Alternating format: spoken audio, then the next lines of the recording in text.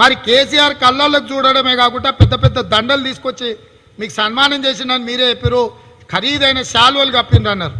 మరి అవి ఎక్కడి నుంచి తెచ్చిండు కేసీఆర్? ఈ అవినీతి సొమ్మే కదా.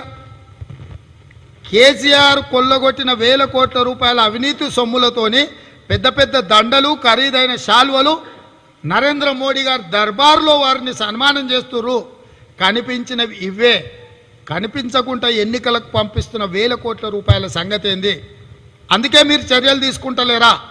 కాబట్టి 48 గంటలల్లా జరుగుతున్న అవినీతి మీద, ప్రధానంగా ధరణి దోపిడీ మీద, సింగరేణి బొగ్గు గనుల మీద, ఔటర్ రింగ్ రోడ్ అమ్మకాల మీద, హైదరాబాద్ నగరంలో ఆక్షన్ల రూపంలో ప్రభుత్వ భూములు అమ్ముకుంటున్న వాటి మీద నిర్దిష్టమైన ఫిర్యాదు నేనే చేసిన ప్రధానమంత్రికి, హోంమంత్రికి, ఈడీకి, ఇన్కమ్ ట్యాక్స్కు, సిబిఐకి నా ఫిర్యాదుల మీద మీరు తక్షణమే ఎఫ్ఐఆర్ చేయండి, విచారణకు ఆదేశించండి.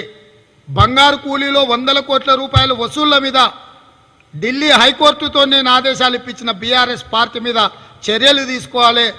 బ్లాక్మెయిల్ చేసి బెదిరించి బంగారు కూలీ పేరు మీద మంత్రులు, ముఖ్యమంత్రితో సహా అందరు కలిసి 100 కోట్ల రూపాయల వసూళ్లు చేసిందని ఢిల్లీ హైకోర్టులో కేసీఆర్ అవినీతి మీద కేసు వేసి ఢిల్లీ హైకోర్టు ఆదేశాలు ఇచ్చింది.